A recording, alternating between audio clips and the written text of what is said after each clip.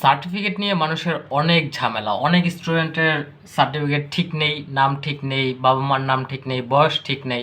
সেজন্য আজকে আমি শিখাবো যে সার্টিফিকেট কীভাবে ঠিক করতে হয়। সর্বপ্রথম যে কোনো সার্টিফিকেট ঠিক করার জন্য প্রথমে যেই সার্টিফিকেটটা ঠিক করতে হবে সেটা হচ্ছে পিএসসি। এটা হচ্ছে ক্লাস 5। এটা যদি আপনারা ঠিক না করেন তাহলে কোনোটি ঠিক করতে পারবেন না। যেমন এই যে এই সার্টিফিকেটের সাথে আপনার হচ্ছে প্রথমে জেএসসি, প্রথমে হচ্ছে আপনার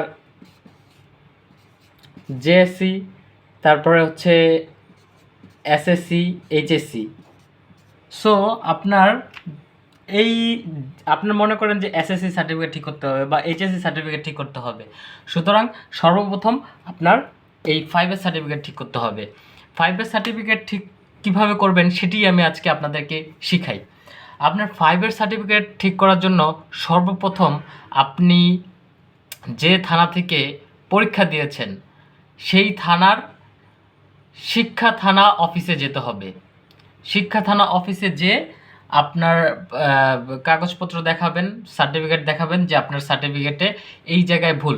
সেখানে আপনাকে বলবে যে আপনি আপনার প্রিন্সিপাল থেকে আপনার হচ্ছে নিয়ে আসেন, দরখাস্ত নিয়ে আসেন, সাইন করা দরখাস্ত নিয়ে আসেন, তাহলে আমরা ঠিক করে দেব।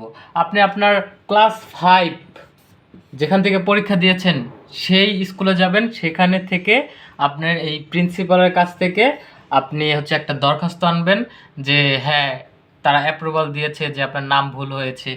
তারপরে তারা এই জিনিসটাকে সংশোধন করার জন্য কিছু সময় নেবে। সময় নিয়ে আপনাকে সার্টিফিকেটের ভিতরে যেই আপনার নামের বানান যদি ভুল থাকে বা বাবা মার নামে যদি ভুল থাকে তারা কেটে উপর দিয়ে লিখে দিবে, আর এখানে একটা সংশোধনী সিল দিয়ে আর একটা সাইন দিয়ে দিবে।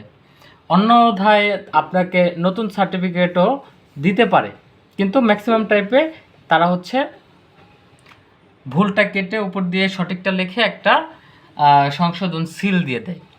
এভাবে আপনি খুব সহজেই সার্টিফিকেটটি ঠিক করে ফেলতে পারেন।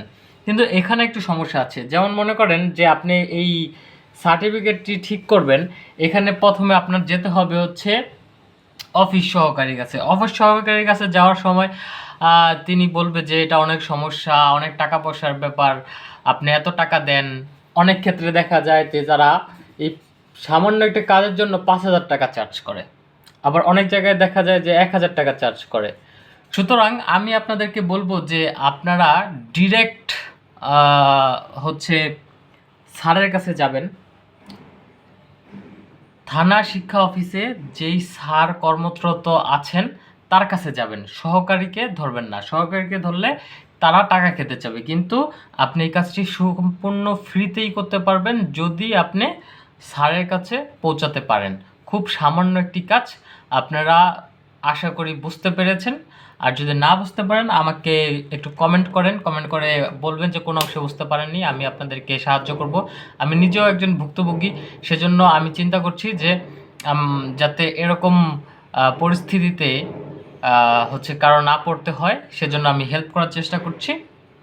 সো আমি আরও ভিডিও দিব যে আপনারা হচ্ছে এই পিএসসি ঠিক করার পরে এই জেএসসি, এসএসসি, এইচএসসি কীভাবে ঠিক করতে পারবেন সেগুলো নিয়ে আমি আগে পরবর্তীতে ভিডিও দেব। আরও কিছু ভিডিও আছে, সেগুলো আপনারা চাইলে দেখে নিতে পারেন।